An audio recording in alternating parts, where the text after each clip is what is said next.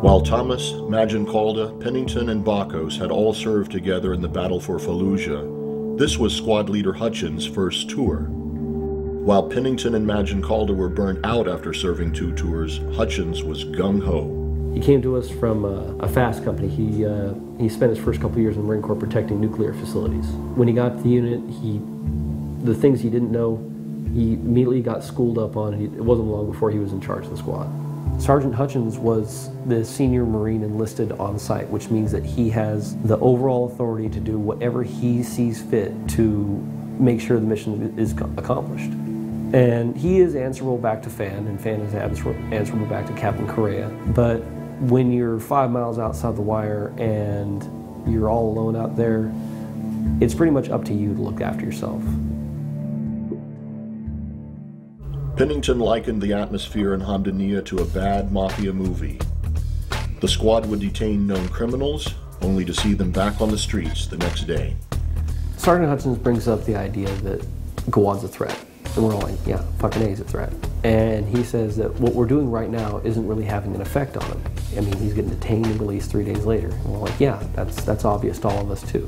And he's going like, we really need to do something about Gawad. And we're like, yeah, I agree. Either we deal with him personally or nothing's gonna happen. If nothing happens, we're gonna die. So he says that we should do something about it tonight. And we're all like, you know what, you're right. Let's do something about it tonight. From that, we pretty much formulated a plan to capture Gawad, bring him outside of his home, put him next to an IED hole, dig a hole, make it look like he was digging an IED hole, which gives us the authority to engage him. It was also stated that, you know, let's make it look like he was shooting an AK in the air, or he was shooting an AK at us, to give us even more authority. So people don't even try to they just pass it over. They look at the situation, they see what they want to see, and they leave. Plan B was to get one of Gawad's brothers if Gawad wasn't there, which is highly likely because he is also part of he owns a couple trucks and he moves weapons with fairly frequency in and out of the area. So we knew that, you know what, odds are good Gawad won't be there, but one of his brothers will. And his brothers are his lieutenants. And we figure if we can't get Gawad, we're gonna have to send a message to Gawad, get the fuck out, because we're coming for him. I want to make it very clear, so I said, I want to make this crystal clear. Pennington's in. Then I looked to the next guy, which was Thomas. Thomas said, Thomas is in. And went around the circle till each one of us had said, I'm in. Everyone had made it crystal clear to everyone else that they were in with the idea. And after that, we wait till about 2 in the morning, and then me, Thomas, Magic, and Bakos branch off and go do what we had planned to do. Steal an AK-47 shovel and get Gawad, bring it back to the hole. We get the shovel and AK-47 from my house. It's about 500 meters away from the Gawad village. We didn't want anybody kind of associating the stolen AK and 47 and shovel with the disappearance of Gawad. We take the AK and the shovel and we place them in a market that's on our way back from Gawad's house back to the hole so that we don't have them in our hands when we show up at Gawad's house.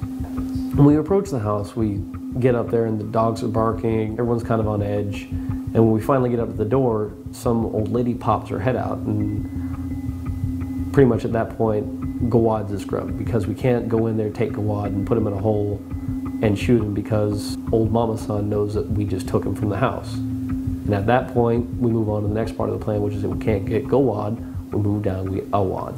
Thomas opened the lock, went inside, I'd say about no more than 5 minutes later, he came back outside with a wad. I don't think he was surprised to see us there. He puts on his slippers and we start walking towards the road. We went up to the road and eventually we made our way back to the marketplace where we picked up the AK-47 and shovel, and then we made our way back to the hole. Hutchins and everyone else are still at the tree about 7 meters away from the hole. As soon as we get back to the hole, I think Magic's using the shovel to turn the dirt, make it look like there's some fresh digging done in there. Me and Thomas are securing Gawad. We get his feet zip tied and his hands come free, and there's a struggle, and eventually we just kind of get him put in the hole, and he's hobbled there in the hole. He's not going very far. The shovel's already in the hole, the dirt's already been moved, so it looks like he's been digging the hole. Bakos and Magic have already gone back to the tree to their positions, and me and Thomas are making our way back. Hutchins gets on the radio back to Fan saying, hey, we see some suspicious activity out by the hole. We're gonna engage. We start firing, Bakos and Magic start firing the AK in the air, and then Hutchins calls a ceasefire and we move up to the hole. Bakos and Magic obviously didn't fire their weapons because they were with the AK. Me and Hutchins initially didn't fire our weapons because we were behind the squad line with the radio and Hutchins was on the radio. Jodka, Shoemate, Thomas, and Jackson were all up on the line firing at the hole, at a wad. After the initial ceasefire was called, we got online to go find the body, go find a wad. When we got up on the body, Thomas and Hutchins put a couple rounds on the guy to make sure he was dead. SOP after any engagement is to call in to hire and have QRF meet us out there to secure the area. We anticipated this, so while Hutchins was making his call up to hire, we disposed of the zip ties on the body and put the AK-47 shell casings around the body and downloaded the AK and put it next to the body too. QRF shows up, led by Staff Sergeant Bowen. Staff Sergeant Bowen gets on the hook with Fan. They start discussing things. They talk about getting evidence all together, make sure we collect some shell casings, make sure we get the AK, the shovel, get some pictures of the body. Staff Sergeant Bowen makes a comment about some of the Marines handling the shovel and AK so we don't have fingerprints on them anymore, and I said, no problem. I take the shovel and AK, put his fingerprints on them and say, there you go. I really didn't have any regrets about what was going on, because I basically went through the same thoughts that I've been going through my head since Fallujah. Is what I'm doing right now in the protection of other people's lives? And I could answer yes to that question.